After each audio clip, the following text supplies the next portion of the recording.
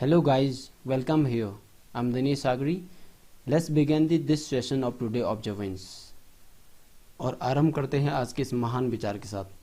साथियों, जब हम किसी कार्य को सतत रूप से नहीं करते हैं तो हम निष्क्रिय हो जाते हैं और हम समझते हैं कि हम उस कार्य को करने के लिए असक्षम हैं। यदि हम सतत रूप से प्रयास करें तो निश्चित तौर पर हम उस कार्य में सफलता प्राप्त करेंगे। इसलिए नेपोलियन हिल कहते हैं, strength and growth come only through continuous effort and struggle. शक्ति एवं वृद्धि केवल लगातार किए गए प्रयासों एवं संघर्षों से आती है। और आज 25 फरवरी को मनाया जाता है कुवैत नेशनल डे, यानी कुवैत का राष्ट्रीय दिवस।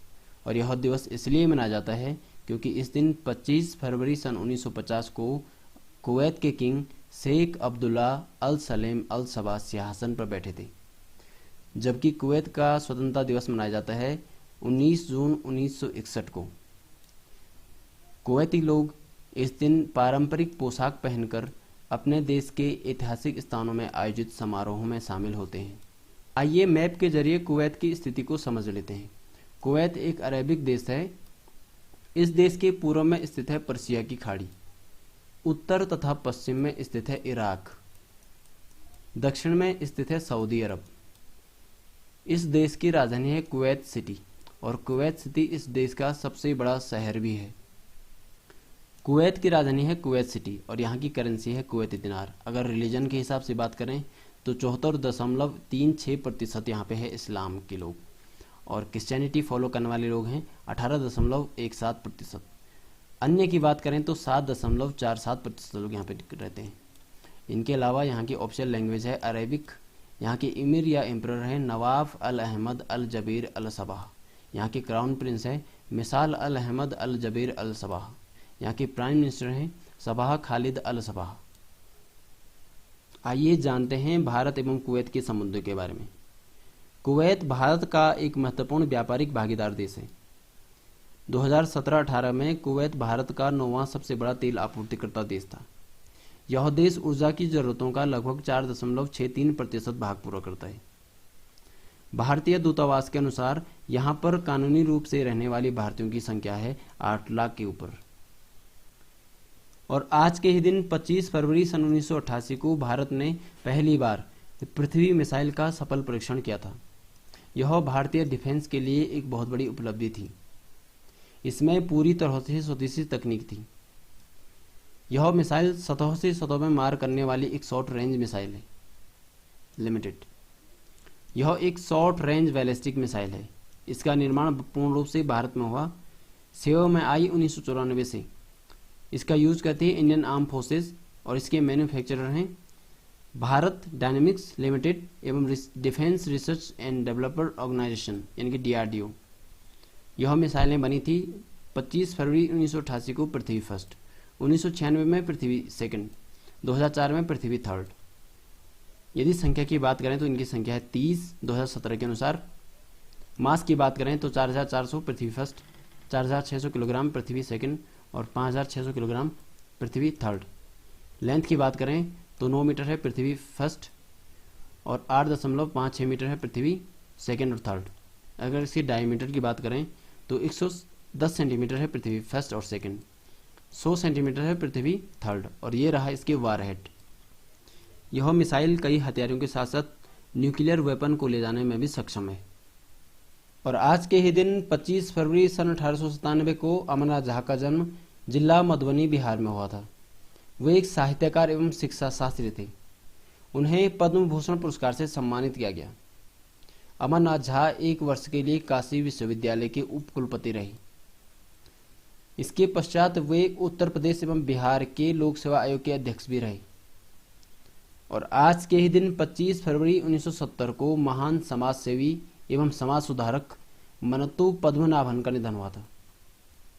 उन्हें 1996 में पद्म भूषण पुरस्कार से सम्मानित किया गया। नायर समाज में व्याप्त अंधविश्वास एवं पाखंडता को दूर करने के लिए उन्होंने नायर सर्विस सोसाइटी का गठन किया। केरल के भारत में विलय करने के आंदोलन में उन्हें 68 साल की जेल हुई।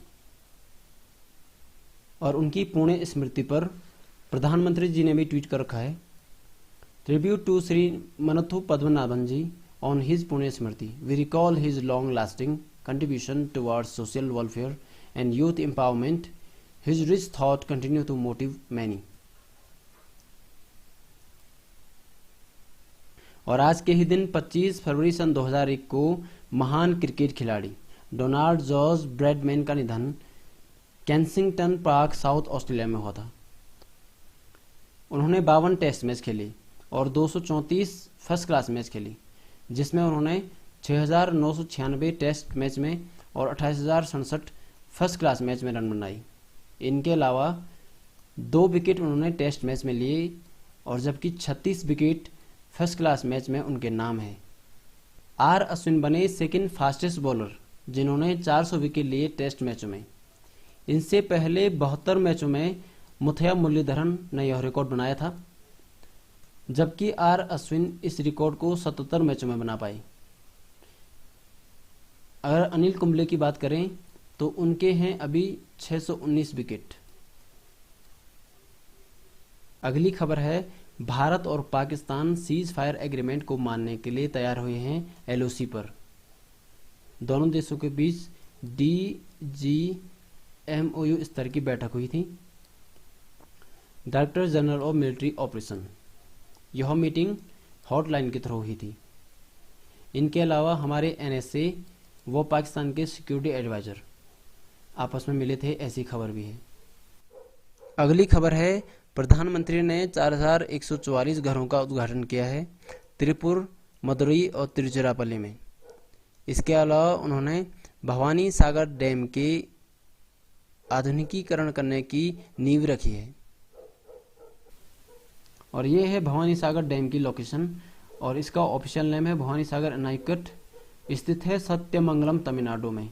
इस डैम का पर्पज है सिंचाई एवं ऊर्जा और यह डैम प्रारंभ हुई थी बनना 1948 में और डैम की ओपनिंग हुई थी 1955 में। भवानी सागर डैम या लोअर भवानी डैम यह स्थित है इरोड डिस्ट्रिक्ट, तमिलनाडु में और बना हुआ है भवानी रिवर पर। जाना जाता है एशिया के सबसे बड़े अर्दन डैम और विश्व के दूसरे सबसे बड़े अर्दन डैम के लिए।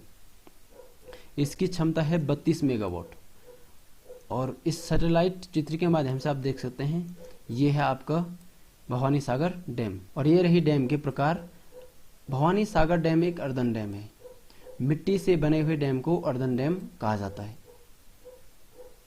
अगली खबर है, इसरो ने कंप्लीट किया PSLV C51 मिशन के रेहल सेल को। इनमें अब 2 सैटेलाइट खारिज हो गए हैं, ये अब लॉन्च नहीं होंगे।